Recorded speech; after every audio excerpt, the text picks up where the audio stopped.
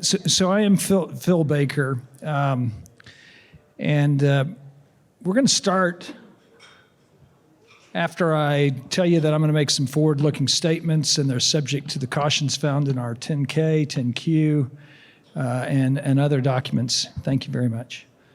We're going to start with a little bit of history. So, I'm actually quite proud of the fact that this conference is going on here in Spokane, because Spokane was built on silver mining. In 1881, the railroad decided to come to Spokane, and of course, Spokane didn't exist. It actually was incorporated about 6 months later, but it's uniquely situated with the river, with so you had access by the river, and then you could add to it access with the railroad. On the back of that, mining happened. You had a big discovery in the Murray camp in 1883, and that created this big boom. And Spokane went from about 1,000 people to about 4,000 people, and then in 1890. It was up to about 14,000 people. And the house that you see in the middle of this picture, it was Patsy Clark's house, and it was built in 1892. It's 10,000 square feet, cost about $10 million at that time. Patsy Clark was a promoter. He was a mining promoter. He put together land packages, put together companies, and created wealth for him and his shareholders. And he was one of the first three founders of Hecla. The other two, the one on the left is Mace Campbell. He was actually the first president of Hecla Mining Company. And then the one on the right is John Finch. I show you these pictures because these three houses still exist here in Spokane. And in fact, you can go to Mace Campbell's house and take a tour of the house, and it's as it was in 1910. But realize that silver is what caused all of this to happen. And that hasn't changed. The economy here is still, mining is still important for the economy here. The Silver Valley has produced about 1.3 billion ounces of silver. I'm convinced over the next 100 years, it will probably produce, if not 500 million ounces, then something close to it, because it is just an extraordinary mining district. And we have a large land package there, but there's other companies, some of whom are here, that are developing assets in the Silver Valley as well. So let me talk about Hecla. If there's one thing I want you to take away from this presentation, it's that Hecla, I think, is the fastest growing silver company in the world of companies that have existing production. So 2 years ago, we produced about 10 million ounces. I expect in the next 2 years, we will produce somewhere between 17 and 20 million ounces. This year, we're scheduled to produce about 13.5 million ounces. So it was interesting as I talk to people, they talk about the fact that price of silver has fallen. Well, that might be true, but at the end of the day, silver is going to perform. It's going to perform well, and the real key is to have growth that takes advantage of that rising silver price that we'll see. Hecla is a 130-year-old company. Our focus is in the United States and in Canada. We produce 40% of all the silver produced in the U.S. With our recent acquisition of Alexco, which was just announced yesterday that the shareholders voted in favor of the transaction, and will close the transaction on the 7th. With that acquisition, we would expect in the next couple of years to produce about 40% of all the silver mined in Canada. Puts us in a very unique place with operations in Alaska, Idaho, Quebec, Keno Hills, and the Yukon. So the best jurisdictions in the world that you can operate in, we have existing operations, and then we have our exploration activities taking place in those jurisdictions, plus Nevada, Washington, Idaho, or Colorado, and in Durango, Mexico. We also have mines that are extraordinarily long-lived. I would anticipate all 4 of these mines to be producing at least this 15, 20 million ounce level for the next 20 plus years.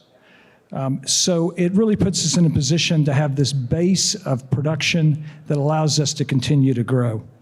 Last thing that I'll mention from this slide is just where the fact that our balance sheet is quite strong. We have the ability to fund all of the activities that we have without needing to borrow. We have the ability to grow our business, in part because we don't have large capital investments to make in the future. Realize these mines that we have, 3 of the 4 have been in existence, in the case of the Lucky Friday, 80 years, in the case of Casa Berardi and Greens Creek for 30 years. So lots of capital has already been invested. And we also have a silver-linked dividend, which really makes us, is really a differentiator. So as the price of silver goes up, we pay our shareholders more of our cash flow. So I mentioned that we produce 40% of all the silver produced in the United States. The United States produces about 4% of the world's production. Canada produces about 1%. If you're going to invest in a silver company, generally speaking, you're going to have to take on jurisdictional risk of Mexico or Peru. With Hecla, you don't have that exposure. So I'm going to talk about the 3 properties, and if I have any time at the end, I will answer any questions. Greens Creek, this is a mine that is truly a world-class operation. You hear that. People say that for many operations, but it's really true about this mine. Mine's been started in 1987. Its first decade, it actually was a cash consumer, but since that time, it has generated free cash flow every year and has really been the driver of the company.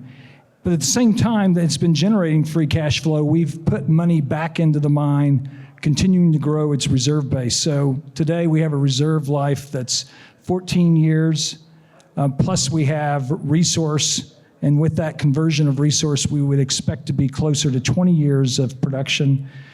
And that's at a mine that when it started 35 years ago, only had a 7-year mine life. Just before this coming to this presentation, I was listening to the exploration team, and we have lots of potential to further grow the reserve base of the mine.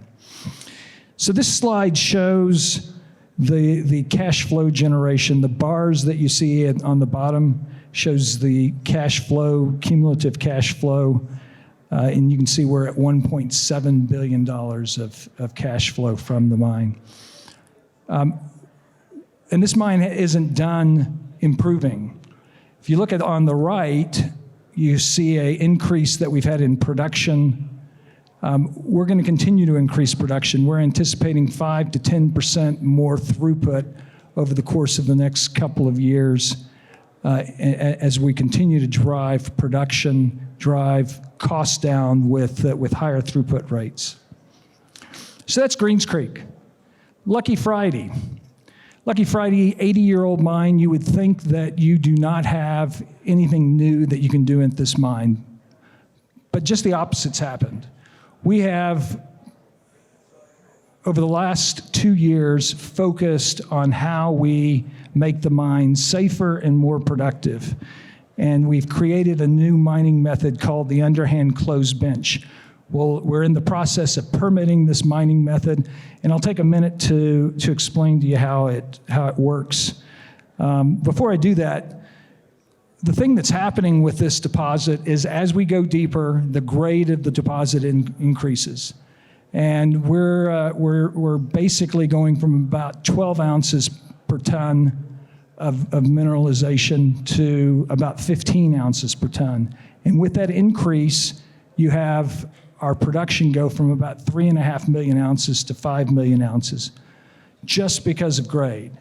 So the economics of the mine, of course, improves as a result of that. But on top of that, we have this new mining method, the underhand closed bench. And basically what this mining method does is it takes us from a process where we were blasting a small blast of about 8 feet at a time to a large blast of 300 feet by 30 feet. And why are we doing this? In order to control seismicity. Realize that this mine is, the very bottom of the mine is 2 miles below the surface. So the stresses are tremendous. And as you put in small bits of energy, it builds up and it comes back as a rock burst, or it comes back as a slip fault and creates an unsafe mining condition. And so what we have done is we've decided to induce that seismic activity with the blast. And so as a result of that, we will be able to increase the throughput of this mine about 50%. So we'll go from 800 tons a day to 1,200 tons a day. We'll have safer operations and more productivity. We'll have bigger pieces of equipment. We'll have a mine that is going to have its best years in front of it. We would anticipate that we will, on average, produce about 50 million ounces of silver in each of the next decades, and that compares to about 25, 27 million ounces in the past. I'm going to skip Casa Berardi because I want to talk about Alexco. So Alexco, operation in the Yukon, an operation that we started to do due diligence on in 2007. They unfortunately entered into a transaction with Wheaton to Stream, and because of that transaction, we had to back away from engaging with Alexco. So it's been something that we have been aware of for a long time. It's been something that we've been very focused on. And why is it? It's really because it checks all the boxes. You know, it's in a great jurisdiction. It's got super high grade, probably the highest grade in the world. It's got a long mine life. Currently, it's about an 8-year mine life. It's got the ability to increase its throughput so that we can lower the costs. It has a significant amount of infrastructure in place. It's got 88 square miles of relatively untested ground, so it has excellent exploration potential, and it has a great record with the community and the First Nations. So this large land package, we're doing a couple of things. We're certainly going to explore there. We've encouraged Alexco to explore during this season. We're seeing very interesting results from that. And we'll continue that exploration. And we are now taking over the development of the mine, and what we'll be focused on is getting enough development in front of us so that we can have consistent production going through the mill. This is the Birmingham area. We are focused on the development and drilling of 8 million ounces there. Realize the reserve is 18.2 million ounces, and we'll be doing the same thing on the Flame and Moth. And those two things will allow us to produce order of magnitude 4 to 5 million ounces a year, starting in about 24, 25.